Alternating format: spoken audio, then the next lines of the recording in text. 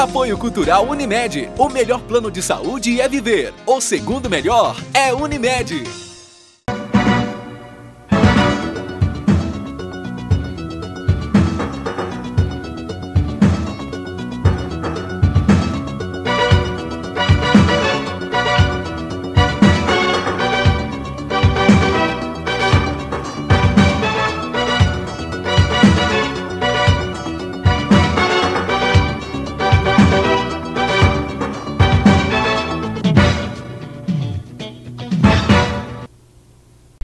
Olá, Ponto de Vista da Medicina está começando.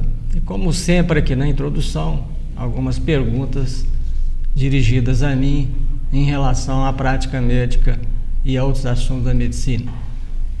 Por exemplo, assunto que domina aqui o noticiário internacional é se o Brasil precisa de médicos estrangeiros ou não. Nós vamos responder isso depois ao longo do programa. Aumentar a duração do curso médico é coisa boa ou não? Por que a clínica médica, a clínica soberana em medicina, o exame clínico e não o exame complementar? E por último, por que a pior dor é do infarto do miocárdio? Nós estamos aqui, nós vamos conversar hoje aqui com um dos mais brilhantes alunos da Faculdade de Medicina do Triângulo Mineiro, um cardiologista de renome internacional, pioneiro da telemedicina no Brasil e talvez até no mundo, pós-graduado em cardiologia pela Universidade de São Paulo, é um dos poucos brasileiros, se não o primeiro, auditado pela agência Anvisa americana, que é o FDA.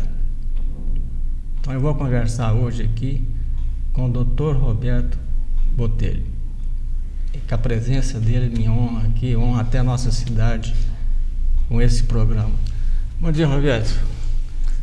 Prazer recebê-lo aqui depois já de 15, 20 anos, não sei, né, que nós não encontramos, né? É bom não fazer conta, né, doutor Hamid? O prazer é meu, essa oportunidade da gente revisitar Uberaba. Eu fico sensibilizado por revisitar Uberaba através do senhor, que foi meu professor no 4º ano de medicina na reumatologia, mas como sempre o senhor fez com todos que passaram pelo senhor, o senhor adota o aluno e desde o 4º ano eu nunca mais me separei do Dr. Hamid, ele continua com a mesma crítica construtiva desde o 4º ano até hoje, já se vão mais de 25 anos que o senhor interfere na vida de quem passou pela Faculdade de Medicina. E a gente conversava agora há pouco, o senhor muda a perspectiva desse aluno, homem, que se torna um profissional globalizado. Então, se eu não tivesse passado por Uberaba e se eu não tivesse feito a minha primeira publicação na esclerodermia de golpe de sabre, que o senhor exigiu que o aluno do 4º ano fizesse, talvez a gente não tivesse tido essa afeição pela produção científica acadêmica. Eu que agradeço a oportunidade de ver o senhor tão bem assim. Roberto, para começar a conversa aqui, a palavra coração em grego quer dizer o centro. Tá? Se realmente o coração é o centro do corpo humano, ou o cérebro é melhor? Eu tenho feito essas perguntas para os cardiologistas. Acho que um não fica sem o outro. O cérebro não pode ficar sem sangue. E o coração não pode ficar sem um impulso nervoso. Qual que você valoriza mais? O coração orgânico, ele é um operário. Ele é um operário que ele consome 95% do oxigênio que é levado para ele consome, sobra 5%. Então ele é um operário que trabalha com salário mínimo. O cérebro é um senhor extremamente privilegiado, de uma classe elitizada, que consome 5% do que lhe é oferecido em nutrição. Ele tem uma reserva de 95% que ele guarda na poupança. Mas eu tenho vivido um conceito holístico, depois de mergulhar na física quântica e na ressonância mórfica, que eu entendo essa operação mecânica do organismo como uma operação holística, indissociada. E a gente já sabe hoje que não há dissociação do cérebro para o coração nem para o rim. Para dar um exemplo científico para o senhor, recentemente nós estamos fazendo a ablação da artéria renal para queimar feixes nervosos da artéria renal e mudar todo o estímulo simpático parasimpático, controlando pressão arterial, controlando resistência à insulina, controlando a apneia do sono, controlando a obesidade mórbida. Então a gente atua num nervo da artéria renal e modifica o comportamento cerebral. Eu acho que há um equilíbrio holístico e a gente está migrando desse conceito de matéria para o mergulho no entendimento da onda. E toda partícula se comporta como onda também. Então, coração, cérebro, eles têm uma interação que não dá para dissociar. Eu acho que são... Roberto, você que é pioneiro da telemedicina, qual é a importância da telemedicina para a população? Quais são os benefícios, né, vamos dizer, dessa invenção de fazer diagnóstico à distância, de tratar doenças à distância? Você está aqui, tem uma pessoa lá em Angola, você consegue fazer o diagnóstico, né, prescrever o tratamento. Como é que é isso? Essa revolução, ela nasceu fundamentalmente, desde 1900, o Einthoven já fazia telemedicina transmitindo eletrocardiograma, porque ele foi expulso do hospital e para continuar a sua pesquisa com eletrocardiograma ele tinha que transmitir à distância, aquele impulso elétrico do eletrocardiograma. Mas o grande boom da telemedicina veio com as pesquisas espaciais da NASA na década de 60 e ficaram restritas àqueles grandes centros. Eu considero que a grande revolução aconteceu na década de 80 com a criação do browser, que o espectador hoje ele entra na internet e através do browser ele acessa a página da internet. Essa foi a modificação e nós passamos, a ciência começou a digitalizar tudo, digitalizar o pensamento. Nós fazemos um raio-x, ele é um pacote digital. O eletrocardiograma é um pacote digital. Quando o médico escreve no prontuário, o prontuário é eletrônico, é digital. Eu pego esse pacote digital, condenso, e eu posso transportar de um lugar para o outro.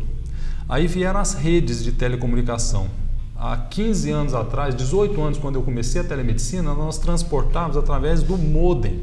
O espectador lembra que fazia aquele barulhinho da internet e demorava para baixar uma página. Até 2 anos atrás, nós tínhamos as super redes de fibra ótica na ordem dos terabytes. E agora nós já estamos começando com uma partícula semelhante ao carbono, que é o grafene. O grafene ele vai aumentar a velocidade da internet comparada à atual em 100 vezes. O que significa isso, espectador?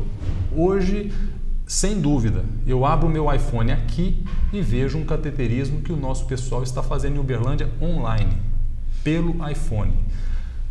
Qual que é o impacto para a prática, para a vida das pessoas? Nós levamos a informação onde as pessoas precisam dela. Por exemplo, eu quero fazer diagnóstico precoce de tumor de pele. Onde que eu vou buscar esse diagnóstico? Não é no hospital, no salão de cabeleireiro. Então eu tenho que colocar uma câmera barata, acessível, num salão de cabeleireiro, conectada com uma central de teledermatologia. Nós já fazemos isso em vários países. Nós fazemos o exame do Papa Nicolau da Amazônia, nós analisamos em São Paulo. Como que a telemedicina muda a prática, então, de vocês que estão assistindo? Ela dá acesso, número 1, acessibilidade. Ela descentraliza a complexidade. Então, o espectador pode conversar com um grande especialista de Cleveland, como a gente conversava agora há pouco, estando num consultório em Uberaba. Então, descentralizar a complexidade. Universalizar acesso. Baixar custo. Por quê? Eu dou escala para a prática médica, porque quando um paciente vai ao consultório, é um médico, um paciente. Quando eu coloco um especialista, como eu disse para o senhor, hoje nós fazemos 2 milhões de eletros por ano. Eu consigo dar escala para o conhecimento de um especialista. O terceiro aspecto, redução de custo. E o quarto aspecto, que nós chamamos de equidade, ele oferece a todos a mesma condição de acesso à hierarquia do atendimento em saúde. Beto, você falou a todos. Achei importante essa palavra. Quer dizer, todos mereceriam ter uma medicina de alta qualidade. E com essa proposta do governo aqui, que foi uma pergunta aqui, de trazer médicos estrangeiros de fora que não sabem falar o português e com um aparelho de pressão e estetoscópio só, dá para fazer uma boa medicina? Só aparelho de pressão e estetoscópio são imprescindíveis, mas não tendo recurso para depois avançar nesse sentido, você acha que é possível fazer uma boa medicina? Essa é uma discussão muito ampla, porque o primeiro ponto, eu trabalho em vários países. O senhor citou Angola. Eu estive em Angola no mês passado, fui no Hospital Girassol. É um hospital de uma complexidade semelhante ao Einstein, em São Paulo. E 80% dos médicos cubanos. E médicos de alto nível fazendo uma intervenção de alto nível. Então, sem discriminação de nacionalidade, eu tive na Índia, eu faço cateterismos na Índia, como tenho colegas indianos, o diretor da cardiologia de Harvard é o Dipaba, ele é indiano. O diretor de pesquisa da McMaster é o Salim Yusuf, ele é indiano. Então é muito saudável essa harmonização de fronteiras. Então um profissional qualificado, ele deve e pode oferecer o seu conhecimento em qualquer lugar. O que nós temos que validar é o que o senhor disse. Desde que esse profissional tenha conhecimento validado, porque a Faculdade de Medicina em Cuba, ela chega a ter 400 alunos numa turma. E o curso de medicina para o estrangeiro dura 4 anos. Já o curso de medicina para o cubano que vai ficar lá dura 6 anos. Então, ponto fundamental, tem que saber a qualidade desse profissional que vem. Se a qualidade for boa, ele é bem-vindo. Fazer a medicina básica com aparelho de pressão e estetoscópio, a gente vai trabalhar talvez 85% da necessidade dos problemas de atenção de saúde, a gente consegue resolver com a medicina muito básica. Como o senhor disse, o exame clínico é soberano. E a nossa população está carente de acesso a um mínimo. Nós temos que pelo menos 280 mil pessoas morrem por ano nos Estados Unidos por falta de acesso mínimo. Por exemplo, controlar o colesterol, saber que tem uma glicose alta. A população, a grande população, os 200 milhões de habitantes brasileiros não tem acesso nem a isso, nem a saber se ele tem uma glicose alta. E que ele pode fazer uma simples dieta, que isso vai... Então, 85% é resolvido com isso. Agora, os 15%, que são as complicações disso, aí demanda uma complexidade maior, um conhecimento maior, uma infraestrutura maior que esse generalista não resolve. Mas aí, nesse caso específico, ninguém acha que é contra de vir médico estrangeiro. Só que precisa revalidar o diploma. Exato. Quer dizer, sem revalidação, colocar esses médicos lá na Amazônia, sem a menor estrutura física, até não precisamos ir longe, não. Qualquer cidade brasileira, de média para baixo, até grande, não tem estrutura física. O Brasil precisa de investimento em saúde. Né? Enquanto que a Coreia investe 15% do PIB em saúde, o Brasil que investe 5%, mas ontem mesmo a imprensa deu que desses 5%, a metade talvez vai para a construção de pedágios, de pontes, etc. Quer dizer, não há aplicação correta. E isso que está dificultando o IDH, né? Quer dizer, o Índice de Desenvolvimento Humano no Brasil. Mas em relação ainda à cardiologia, você é uma das eminentes figuras aí da cardiologia brasileira, trabalha no Hospital do Coração em São Paulo, em vários outros hospitais, consultor do FDA, estagiário em Harvard, que é uma figura brilhantíssima aqui da nossa medicina. Como é que você vê o diagnóstico das doenças do coração? Não vamos falar em São Paulo, não. Quer dizer, como é que, no Brasil, qual é o acesso e quais são os resultados? Você acha que devia morrer de infarto ainda? Esse é um problema, meu amigo. É muito bom ouvir o senhor questionar esse ponto. Os países em desenvolvimento vivem uma epidemia cardiovascular já reconhecida pela Organização Mundial de Saúde, que para 2020, em comparação a 90, nós teremos um crescimento de 100% da mortalidade entre os homens. 100%? 100%. De 1990 para 2020, 100%. 70% da mortalidade global cardiovascular acontece nos países em desenvolvimento. Por quê? O estudo Interheart mostrou isso. Quanto mais carente uma população, quanto menor a sua renda per capita e quanto menor o nível educacional, maior a incidência do problema cardiovascular, principalmente o infarto. Aí, tratando especificamente do infarto no Brasil, o Brasil deve ter mais ou menos 400 mil infartos ano. 45 mil, 10% são hospitalizados. 10% dos infartos são hospitalizados. E desses, só 10%, 4.500, é que tem uma terapia de desentupimento do infarto. Então nós saímos, isso é catastrófico. Nós temos 1% da população brasileira que tem infarto é tratada para o infarto. Então o diagnóstico feito é uma catástrofe. Agora, o atendimento para prevenir os fatores de risco do infarto, 85% dos infartos seriam preveníveis com o controle de fatores de risco conhecido, como o senhor sempre comenta aqui no programa: hipertensão, colesterol, exercício físico, obesidade, o sedentarismo, o fumo, o tabagismo. Então nós saímos do que eu tenho falado, do paradoxo da assistência, porque quem mais tem o evento é a população carente e ela mora onde menos tem estrutura. O número de profissional de saúde acompanha o PIB per capita. Por exemplo, Brasília tem um PIB per capita de R$16 mil ano. Lá nós temos 3,7 médicos por 1.000 habitantes. Já o Maranhão, nós estamos com um PIB per capita de R$900 ano. Eu tenho 0,5 médico por 1.000 habitantes. Leito hospitalar, a mesma coisa. O leito hospitalar, o Brasil, 70% das instituições públicas, 70% não tem leito hospitalar. Pois é, que adianta? Há um subfinanciamento nítido. Tem que investir na saúde. Tem que financiar. Não são números que resolvem o problema. O que resolve é a qualidade. Quer dizer, que tem que ter infraestrutura. Se esse número que você falou, quer dizer, esse alto índice de mortalidade por infarto, como é que faz então nas outras doenças infecciosas, né, parasitárias, endêmicas ainda nesse país, e quando é possível evitar?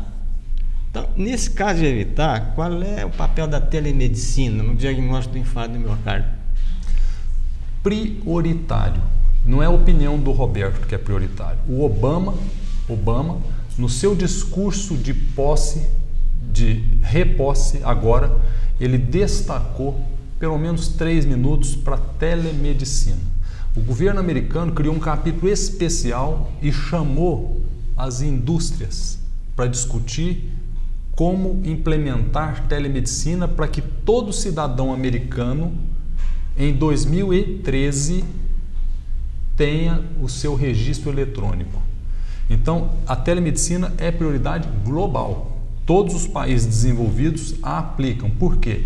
O grande desafio que nós temos é financiar a saúde, é dar acesso para essas novas tecnologias. A construção de um carro americano custa mais caro a assistência médica para o funcionário da Ford do que o aço que eles aplicam no carro. Então, a telemedicina ela consegue universalizar acesso, baixar custo, padronizar, harmonizar e oferecer controle. Se eu perguntar para o senhor hoje quantos infartos aconteceram em Uberaba no ano passado, o senhor não sabe. E o secretário de saúde não sabe. Como é que pode fazer prevenção sem o conhecimento? E que tipo de população que está sofrendo esse infarto? Será que ele aconteceu mais na população negra, branca, no idoso, na mulher? Será que a mulher tem uma característica epidemiológica diferente? E tem. A mulher não infarta por placa de aterosclerose, ela infarta por dissecção coronária. Não é pela placa? Menos pela placa, mais por dissecção coronária. E o sintoma da mulher? Será que é o mesmo sintoma de dor no peito? Não é? Qual é a diferença, Roberto? A Organização Mundial de Saúde... Da dor, quer dizer, do quadro clínico. A mulher, a Associação Americana de Cardiologia, a brasileira, já recomenda atenção especial à mulher. Por quê? A mulher não tem o quadro clássico de dor no peito, que irradia para o braço, que vem para a mandíbula e dor. A mulher, ela tem uma sensação de mal-estar indefinido. Até às vezes abdominal. Qualquer lugar. E que ela chega no pronto-socorro, procura um médico. O que você está sentindo? Não, eu estou com um mal-estar indefinido. Toma aqui um tranquilizante e vai dormir. O sintoma da mulher é atípico. O diagnóstico da mulher é mais difícil. E a mulher, quando tem o evento, é mais grave do que o homem. Morre mais. E o tratamento da mulher é diferente. Homem, quando tem uma doença coronária aguda, seja infarto, seja angina, você tem que levar para uma sala de cateterismo o mais rápido possível para fazer um procedimento. Mulher, não. A mulher, você tem que ser menos invasivo e evitar procedimentos mecânicos. Na maioria dos casos de infarto na mulher, o tratamento é predominantemente clínico. Roberto, só para encerrar esse bloco, como é que faz então, quer dizer, essa saúde que é ofertada à população, se a maioria das pessoas não tem o acesso para diagnóstico precoce e tratamento? Mas você vai me responder daqui 15 segundos, depois do intervalo. Então vamos a um rápido intervalo, voltaremos em seguida.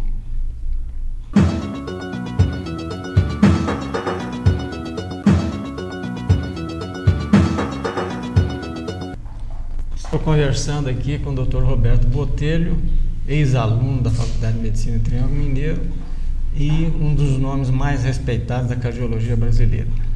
Roberto, nós estamos falando desse assunto, mas resolvi mudar. Você está experimentando um stent farmacológico e eu queria te perguntar que no farmacológico coloca um antibiótico, a rifampicina.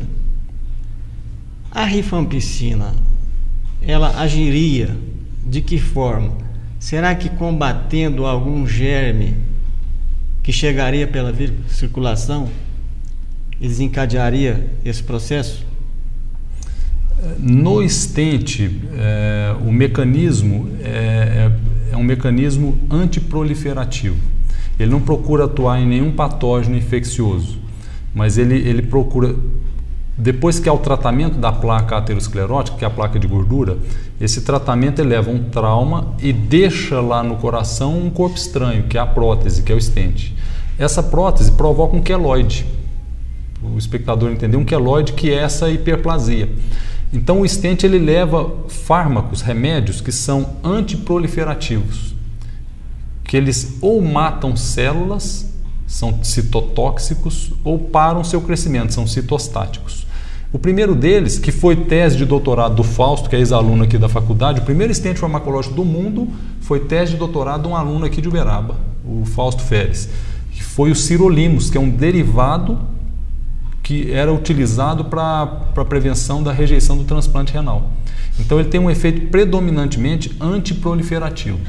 E o grande avanço que a gente tem hoje, nós participamos dessa pesquisa, é que até o momento se levavam stents metálicos, de aço, de várias ligas metálicas, de cromo cobalto. Agora nós estamos na fase final de um estudo que já tem 12 anos, de um stent bioabsorvível. Mas vamos explicar melhor isso, Roberto? Bioabsorvível quer dizer que ele é absorvido pelo organismo. Pelo organismo. E eliminado pela urina? Eliminado pela urina. Qual é a constituição química dele? É um material já utilizado em outras áreas de ácido polilático. E esse ácido polilático, a ciência conseguiu cristalizar, condensar esse ácido polilático, cristalizar para que ele tenha uma resistência suficiente para dar suporte para o vaso do coração. A gente trata a artéria do coração e o stent precisa dar suporte para aquele vaso para ele não recolher. Até que essa artéria esteja curada, em torno de 6 meses. Depois de 6 meses, começa a reabsorção desse ácido polilático. Ele é hidratado e é eliminado através de gás carbônico e água, sai na urina, através do ciclo de Krebs. Foi uma pesquisa muito longa nesses 10 anos, porque tinha que se chegar ele não podia absorver muito rápido, senão voltava o problema. E não podia absorver muito tardiamente, senão persistia o problema do corpo estranho. E é um material biológico, biocompatível, eliminado pelos meios naturais do organismo eliminar substâncias do organismo, o ácido pirúvico, por exemplo. Então essa revolução, nós chamamos a 4ª revolução da intervenção no coração. A primeira foi a angioplastia, a segunda o stent metálico, a terceira o stent farmacológico e a 4ª revolução da cardiologia intervencionista é o stent bioabsorvível. A grande vantagem dela é essa: o paciente é tratado, depois de 6 meses começa a absorção lenta, progressiva, e em 2 anos não tem mais nada no coração. Com as vantagens que o espectador já imagina, de não ter um corpo estranho no coração. Mas as placas podem se formar em outro local? Porque esse é um desafio, eu acho. Você resolve um problema ali, mas a placa ela vai para o outro lado. Como é que é essa história aí? Por isso que eu estou conversando com o Dr. Hamid, que é um professor da clínica, né, e a semana passada nós discutimos isso num congresso lá em São Paulo, no latino-americano. Placa vulnerável, que é essa que é tratada, e paciente vulnerável. Sim, Dr. Hamid, as placas continuam a se desenvolver no corpo inteiro, para o cérebro, para o coração, para os rins, para a periferia, para as artérias. E essas placas, 26% das pessoas que vão para um hospital com problema do coração têm doença multivascular. E quando uma pessoa tem um infarto no coração, a chance dela ter um problema cerebral é 5 vezes maior do que a população que não teve um infarto. Quando uma pessoa tem uma dor nas pernas para caminhar de origem vascular, nós chamamos de obstrução vascular, claudicação vascular, essa pessoa ela chega a ter 7 vezes mais risco de ter um infarto. Vamos explicar aqui, Roberto. Existe claudicação vascular e claudicação neurogênica. Até é importante fazer esse diagnóstico diferencial. A claudicação neurogênica é decorrente de compressão de raízes nervosas e canal estreito. Tem diferença, até o próprio paciente pode fazer o diagnóstico entre uma e outra. A vascular, a dor piora para subir morro, e a neurogênica para descer, é o contrário. Então, já pela clínica pode fazer o diagnóstico aí e já procurar o cardiologista, se for vascular.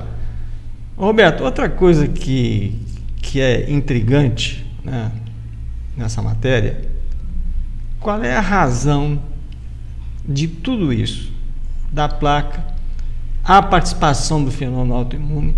Eu queria que você comentasse a modificação da flora intestinal, qual é o papel dela no desencadeamento de eventos cardiovasculares. Vamos passar um slide aí, por favor? Então, nós estamos vendo ali, existe um ciclo, né, em que você vê o fígado, existe o intestino, e parece que a alimentação, principalmente nas que tem lecitina, né, que há a modificação da flora intestinal, e essa modificação vai atuar na placa, a placa aterosclerótica. O indivíduo tendo, então, às vezes, uma periodontite, né, ele pode desenvolver um infarto. Então, o papel do dentista aí é extremamente importante. Será que ele, ao fazer a curetagem, ele pode facilitar isso? Como é que você vê isso aí? O senhor veja a importância. Esse artigo que o senhor comentou, ele é importantíssimo. Uma coisa é a pessoa ter placas de gordura pelo corpo, a aterosclerose. Outra coisa é essa placa de gordura se inflamar, romper e gerar um evento, que é o infarto, que é o derrame. Então, há pessoas que a gente acompanha, chegam aos 90 anos de idade com placas de gordura para o corpo inteiro e nunca tiveram um infarto. E tem pessoas com 40 anos de idade que chegam no hospital praticamente sem placa de gordura, uma plaquinha discreta, e tiveram um infarto ou um derrame. Isso que o senhor está discutindo é o gatilho. O que faz romper a placa? Esse é o desafio que o espectador, quando vai no médico, pergunta: doutor, qual que é meu risco de ter um infarto? Eu vou viajar semana que vem, o senhor podia me ajudar? Aí o médico faz teste de esforço, etc. O gatilho que desencadeia a ruptura da placa tem uma participação fundamental desse desequilíbrio do processo infeccioso. A ponto que, se a gente medir no exame de sangue anticorpos contra quaisquer agentes infecciosos, clamídia, Escherichia coli, quaisquer, quanto maior o número de anticorpos IgG contra esses patógenos, maior o risco de evento, maior a mortalidade. Então, esse estudo da Cleveland Clinic é um estudo... é de Cleveland? É da Cleveland. Onde você esteve lá? A Cleveland Clinic, esse estudo é um estudo muito difícil de ser feito, porque quando a gente vai pegar uma variável, no caso flora bacteriana, e correlacionar com um evento, infarto, é preciso um acompanhamento de longo prazo e controlar as outras variáveis, porque quem modifica a flora bacteriana, modifica também o colesterol, modifica a pressão arterial, modifica outros fatores. Aí vem a pergunta, será que foi a flora que causou o infarto ou a interferência em outro fator é que levou? Então, para Cleveland chegar a essa conclusão e publicar no New England, que é uma das revistas de maior impacto, o Impacto 32, é um trabalho dificílimo. E eles conseguiram fazer isso ao longo de muito tempo e isolar essa variável flora como determinante. Aí o que a gente fala para o espectador? Quando a gente fala que o índice de infarto é maior na população mais carente, por quê? Nutrição inadequada e higiene inadequada. Então, se a gente disser que higiene é preditor de infarto, o cidadão que tem uma boa higiene bucal, e a boca é um dos principais fatores desencadeadores do infarto. Então, quando os dentistas falam para você que você tem uma periodontite, isso é muito comum, e principalmente ali na idade dos 40 aos 55 anos, esse cidadão tem mais risco de ter um infarto do que o cidadão que tem um colesterol alto. Então, essa publicação de Cleveland, como outras publicações que correlacionam esses patógenos, infecção venérea, a correlação entre doença venérea e infarto e derrame é direta. Quanto mais promiscuidade sexual de uma população, maior a incidência de evento coronário. Por quê? Aquelas bactérias levam essa reação inflamatória e rompem a placa de gordura, transformam a placa de gordura estável numa placa vulnerável e ela rompe. Roberto, saiu recentemente agora também um estudo sobre vasculites. Vasculites são doenças reumáticas autoimunes, né, que podem cometer quaisquer vasos, inclusive do coração, na arterite Takayama, etc. E se comprovou que existe sempre um gatilho viral. Porque nós sabemos, por exemplo, que a hepatite C e a hepatite B, elas começam com manifestações articulares. E muitas vezes isso não é valorizado. Mas aí naquele slide, Roberto, existe a lecitina, tem lá um retrato do queijo e do presunto, né? Quer dizer, a própria gordura incentiva esse feedback, né? Que há uma modificação da lecitina e essa molécula modificada que, através de um gatilho infeccioso da flora, que vai provocar. Aí eu faço a seguinte pergunta. No caso da rifampicina, do antibiótico, voltando àquilo, ela atuaria impedindo essa junção, essa chave fechadura? Ou no processo autoimune, quer dizer, o reconhecimento daquela substância estranha ali ao coração? Quando se mata o patógeno... Patógeno é a infecção. A infecção. Micro-organismo. Intestinal. Quando a gente elimina essa infecção, a gente elimina a exposição do organismo à membrana celular daquela bactéria, que é o que desencadeia o fenômeno autoimune. Então, quando se elimina com a rifampicina o germe, a gente está eliminando o patógeno.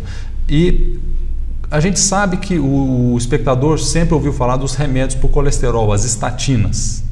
As estatinas, elas baixam o colesterol e diminuem o risco cardiovascular, mas também por efeito antibiótico. Porque a estatina tem um efeito antibiótico. Ou anti-inflamatório? Os dois. Os dois. Mas o antibiótico também. E ela diminui infecção em placa. e com isso ela diminui essas rupturas. Então esse conceito da teoria infecciosa da aterosclerose é antigo. Eu era estudante aqui em Uberaba na década de 80 e já se discutia há muito tempo essa etiologia infecciosa, mas ela é uma doença que a gente chama multifatorial. Vários fatores estão em jogo e, como eu disse, 85% dos fatores de risco nós conhecemos. Roberto, em relação à estatina ainda, você não acha que existe uma utilização indevida e exagerada? E quando é que realmente ela é necessária? Quando é que realmente precisa? Porque há uma avalanche de indicações de estatinas que a longo prazo elas podem levar a uma miosite, né? Qual é especificamente assim? Não, você precisa tomar estatina. E tem que tomar pro resto da vida, parece. Exato.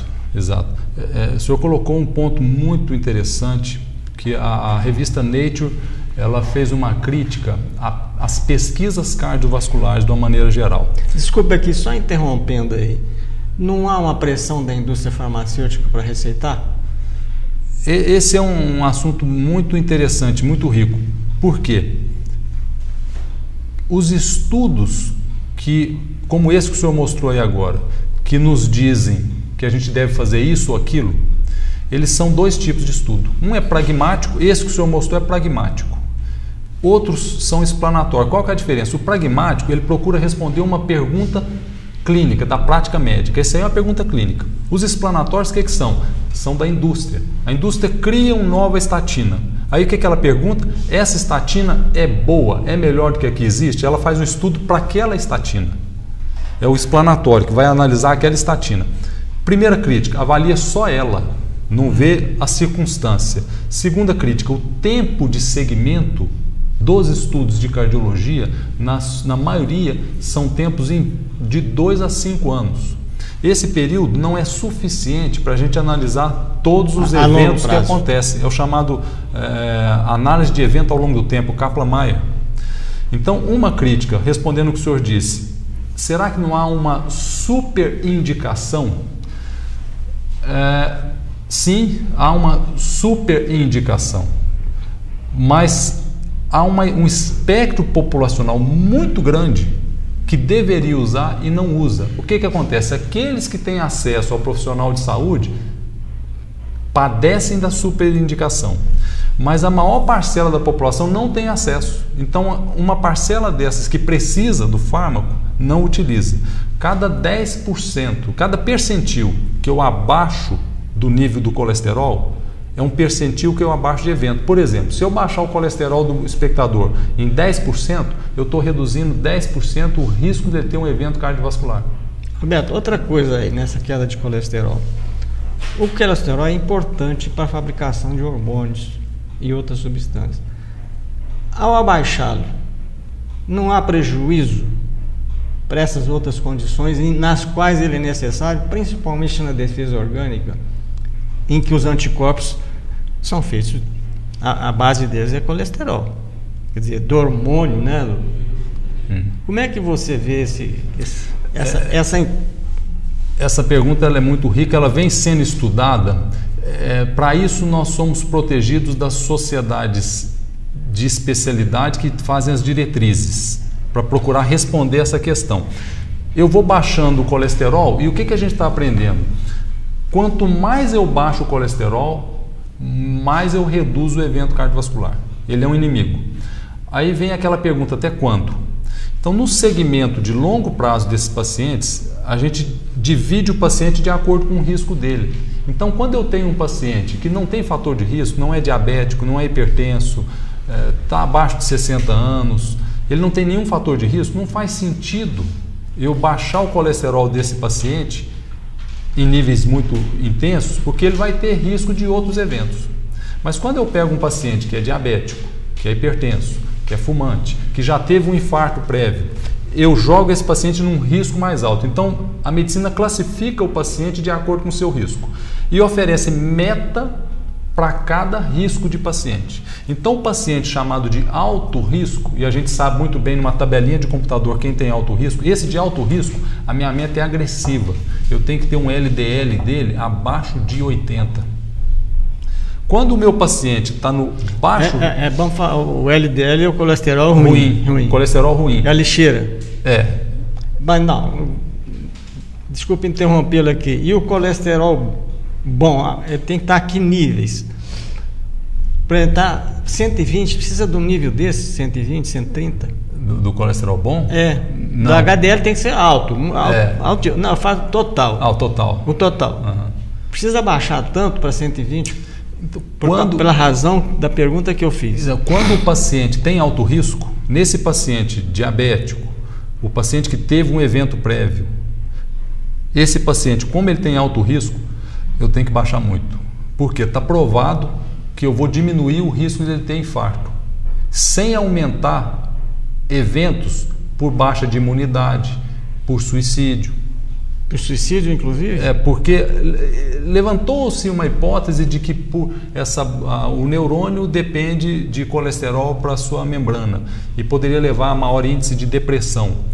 Os estudos clínicos de grande escala e com poder para isso mostraram que isso não acontece. Então, quando eu ponho na balança risco-benefício, o benefício de baixar o colesterol para quem tem alto risco é tão grande que eu tenho que levar lá para baixo mesmo. Agora, o benefício de baixar esse colesterol para a população de baixo risco não supera o risco do fármaco, miosite, toxicidade para o fígado e toxicidade neurológica. Então, a medicina faz esse balanço e ela classifica o paciente. Eu não posso tratar todos iguais. Eu preciso individualizar e as diretrizes elas já falam muito bem o risco e o benefício. E o nosso desafio é balancear. E o grande desafio do especialista é que os estudos, Dr. Hamid, eles são feitos, os estudos desses remédios são feitos em ambientes diferentes da nossa prática clínica. Porque ele inclui um paciente que tem lá seus critérios de inclusão e exclusão. E o que acontece, espectador? Esses estudos, eles captam em torno de 5 a 10% da população geral. É aquele que mais lhes interessa para ter bom resultado. Exatamente. E aí os 85% que não foram incluídos porque tem doença no rim, porque passou de 75 anos, ou porque ele tem outros problemas, ou porque ele toma outros remédios, esses 85% é que são do consultório do médico. Roberto. E aí o médico especialista ele precisa entender que esse paciente que está na frente dele não foi avaliado naquele estudo. Portanto, a diretriz que está publicada e que o convênio de saúde usa para autorizar o pagamento, aquela diretriz não serve para aquele paciente. Então, para que serve o especialista e o conhecimento? Para proteger o paciente da diretriz. Olha que paradoxo. Mas a diretriz é fundamental para o generalista, para programas de governo, para programas do reembolso. Mas o especialista tem que falar para aquele paciente: você não serve para tomar essa estatina porque você teve uma hepatite e você tem uma disfunção hepática. Que é grave. E você não foi incluído naquele estudo clínico. Roberto, surgiu outro desafio recente agora. O sujeito que toma aspirina para prevenção de novos eventos cardiovasculares. Só que tem um problema. Se o indivíduo tiver um AVC hemorrágico, sim, e ele estiver tomando aspirina, ele vai piorar o seu derrame, vamos falar o derrame. Mas você vai me responder daqui 15 segundos. Porque essa é uma pergunta de interesse da população. Se parar de tomar, fica ruim. Se tomar, também pode ficar ruim. Qual é a conduta? Ótimo. Mas vamos a um intervalo, voltando em segundo.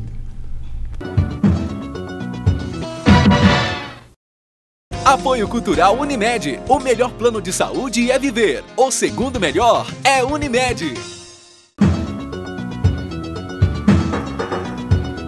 Estou conversando aqui com o Dr. Roberto Botelho, uma das maiores autoridades nacionais e talvez até internacionais em telemedicina.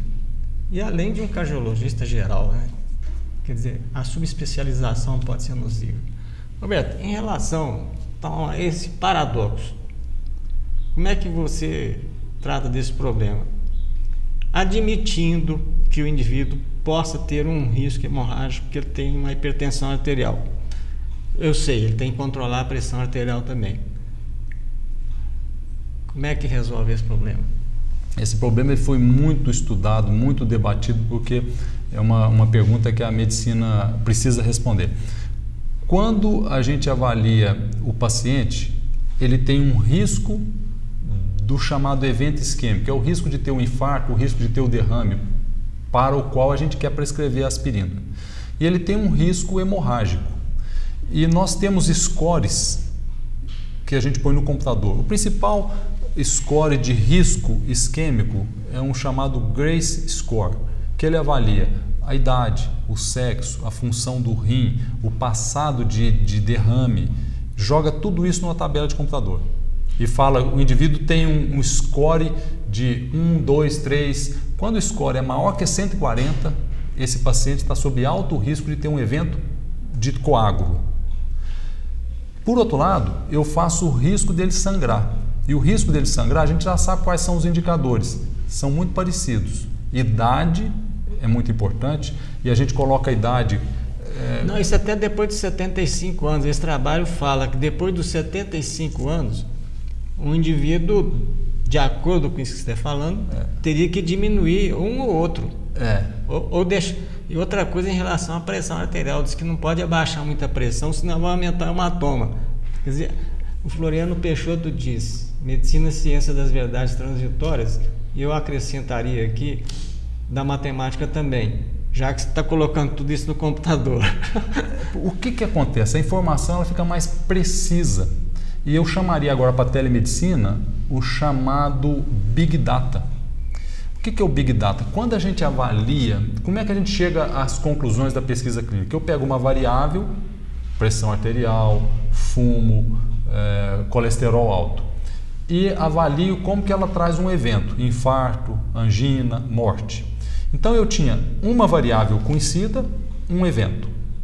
Agora, com a internet, com a digitalização, eu começo a pegar essa variável e eu posso dividi-la em 1000. Por exemplo, idade, acima de 75 anos e abaixo de 75 anos. Hoje, eu jogo a idade num contínuo, em meses.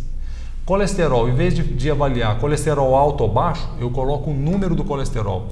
O que acontece com isso? A minha capacidade de prever um evento com essa análise de múltiplos dados digitais é muito maior do que com um ou dois dados. Para o espectador entender bem isso, o que é o Big Data, já há programas hoje que lojas de departamento, essas grandes lojas de departamento nos Estados Unidos, conseguem prever qual a chance de uma cliente dele de 15 anos ficar grávida. Loja de departamento que vende geladeira, esse negócio? De roupa. Então já há dado real. Nos Estados Unidos aconteceu, isso foi publicado na grande imprensa, uma loja dessas que vende roupa para mulheres, etc., telefona na casa de uma cliente de 15 anos, cumprimentando pela gravidez. O pai dela ficou maluco, bravo. Que isso? Minha filha tem 15 anos, você está estimulando isso? Na semana seguinte, o pai ficou sabendo que a filha estava grávida. Por quê?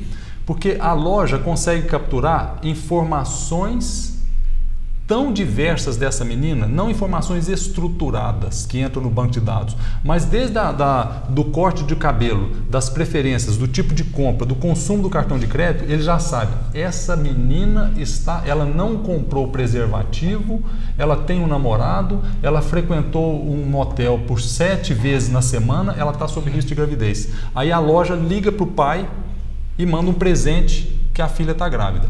Em medicina, para o espectador entender, eu faço a mesma previsão. Então, antes, em vez de usar as variáveis clínicas clássicas que a medicina de 10 anos atrás usava, a informática está entrando e o Big Brother do pronto-socorro, ele captura informações que a gente não conseguiria capturar. Hoje eu falava para o senhor, nós temos um banco de dados que transporta 2,5 milhões de pacientes ano.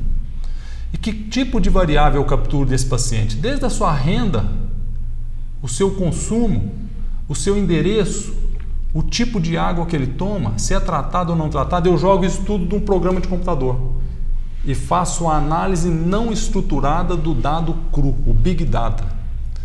E aí eu consigo prever, esse paciente vai ter um infarto em dezembro de 2018. Ô, Roberto, seria uma espionagem, então, de inocente, né? Pro bem. Pro bem. E não a espionagem que o Obama está fazendo aí para saber qual é o e-mail que você mandou, Ótima correlação. Na sua conta. Ótima correlação, e o espectador vai nos entender por que os Estados Unidos estão fazendo isso. Invadindo o dado da população, e nós chamamos o dado não estruturado, ele consegue prever qual o risco desse cidadão ser um terrorista. Qual a chance dele explodir um avião em Nova York em outubro. E consegue. Mas precisa desbilhotar a vida dos outros também? Essa é uma discussão que eu, convivendo muito nesse meio, Dr. Hamid, a gente precisa mergulhar muito. Pensar nas duas coisas. Porque eu acho que na relação de risco-benefício, eu particularmente eu acho que sim. Porque ele está defendendo a sociedade. E quando a gente pega a informação que vai na imprensa, essa informação está filtrada. E só vai a informação que é conveniente. O governo americano é muito sério. E eu tenho visto ações para o bem. E nós temos que combater o terrorismo. Não é possível. Mas voltando para o nosso tema, esse é um exemplo clássico.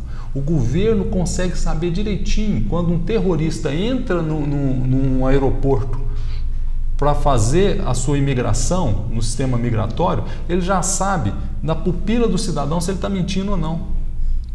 Coitado se ele tiver o nome de Omar, hein? Então, até protege o Omar, porque um Omar que chega nos Estados Unidos hoje, coletando o seu Big Data, todas as suas informações, o governo já sabe, esse Omar é do bem, ele vem aqui para fazer o bem.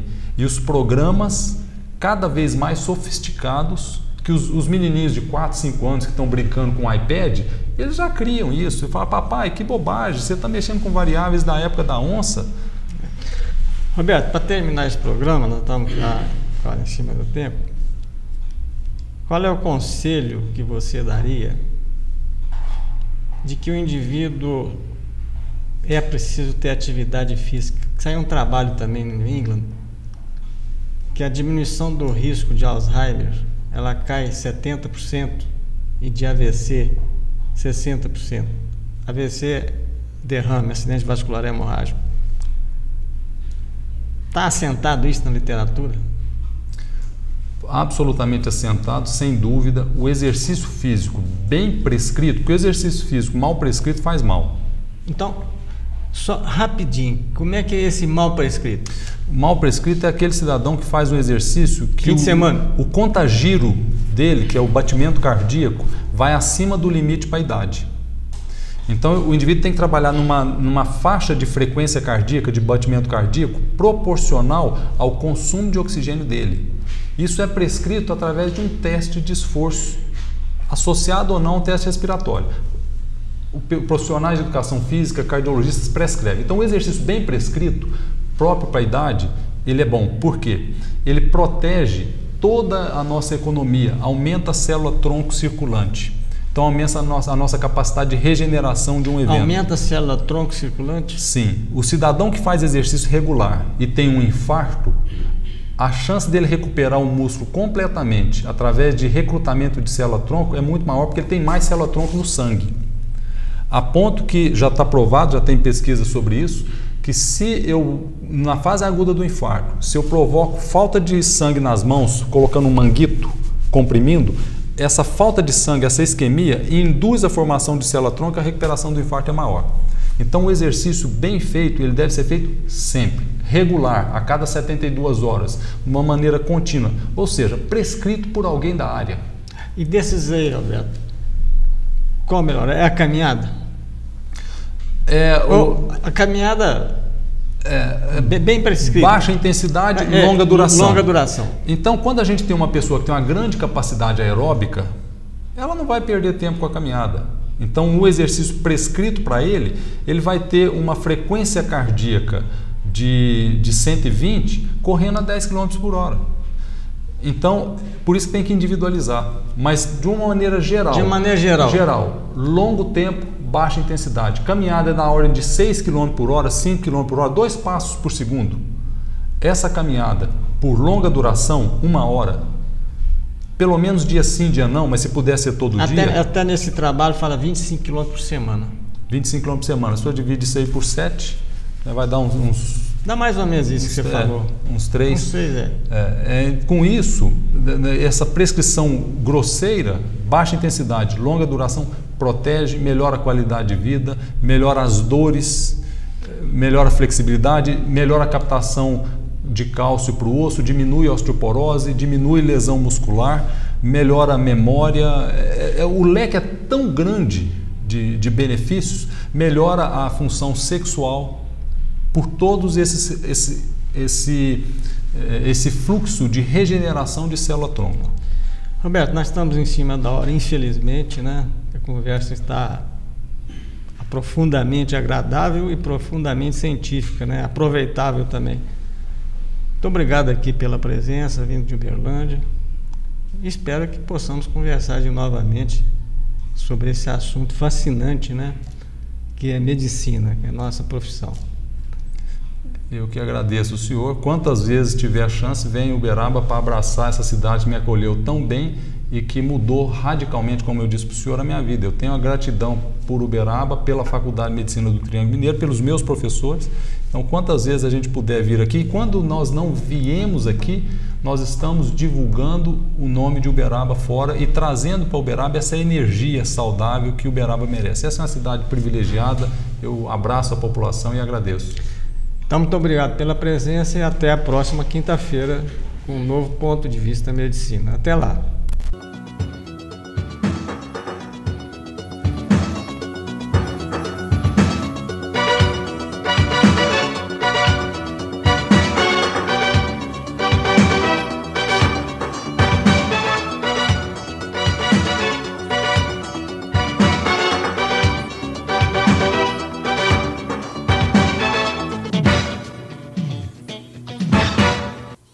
Apoio Cultural Unimed. O melhor plano de saúde é viver. O segundo melhor é Unimed.